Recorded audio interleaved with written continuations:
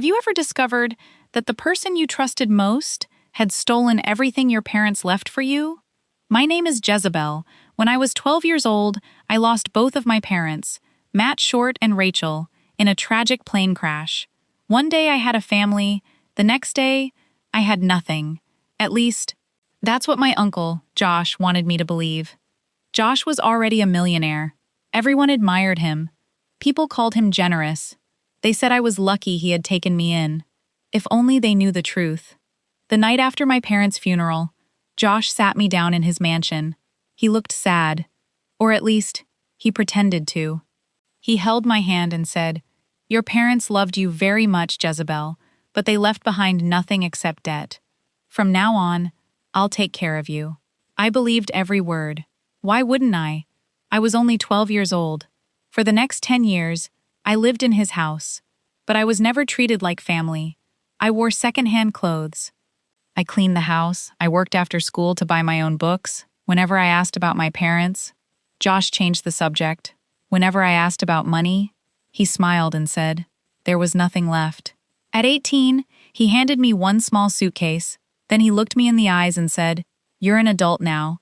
It's time to earn your own life." He didn't give me $1. He didn't even say goodbye. I walked out of his mansion, completely penniless. For years, I worked every job I could find. Waitress, cashier, warehouse worker, anything that paid. One night, my best friend Miriam looked at me and said, "You're smarter than everyone working here. Why are you building someone else's dream?" Those words changed everything. I started a small online business with almost nothing. I failed. Then I tried again and again. 5 years later, my company exploded. Investors noticed. One of them, Will Sutherland, believed in my vision. Together, we built a business empire worth more than $500 million. I thought my story was finally over. I had no idea it was only beginning. One morning, my assistant, Judith, rushed into my office. "Miss Jezebel, a lawyer named Seifert is here. He says, it's about your parents' inheritance." Seifert slowly walked into my office. He placed a thick file on my desk. "Miss Jezebel, I've been searching for you for 12 years. I frowned. "What are you talking about?" He opened the file. Inside were copies of my parents' will, property records, bank statements, and trust documents. Then he looked at me and quietly said, "Your parents, Matt Short and Rachel, never died in debt. They left you an estate worth over $230 million. I couldn't breathe. "What?" He nodded. "Everything was placed in a trust until you became an adult. But before that happened, your uncle Josh secretly transferred the money into companies he controlled." My hands began to shake. The signatures, they were forged. I stared at the documents in disbelief. For 12 years, I had believed I was poor. I had worked double shifts, skipped meals, slept in tiny apartments, while the man who called himself my guardian was living off my parents' fortune. Seifert spoke again. "There's more. A financial investigator named Robinson has spent 2 years tracking the money. He found enough evidence to reopen the estate." Just then, my assistant, Judith, entered the office.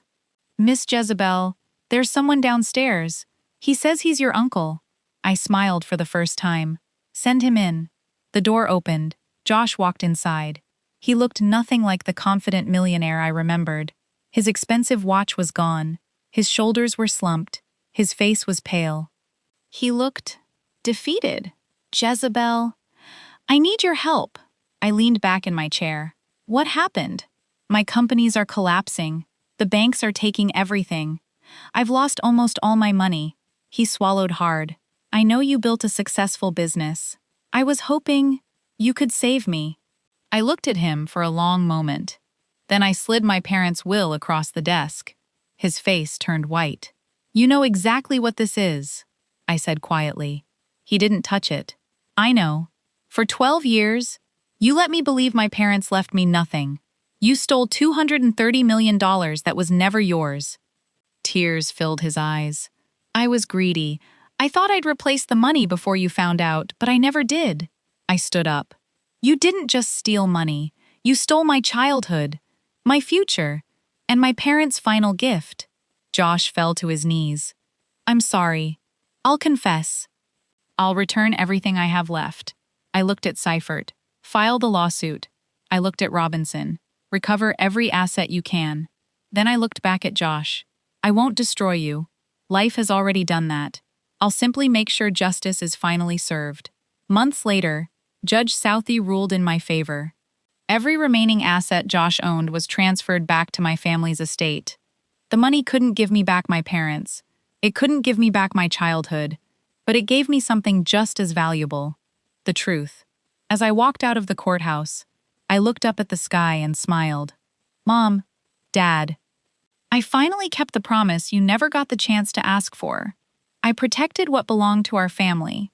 Because I learned one lesson I'll never forget. The greatest inheritance isn't money. It's having the strength to rebuild your life even after someone steals everything from you.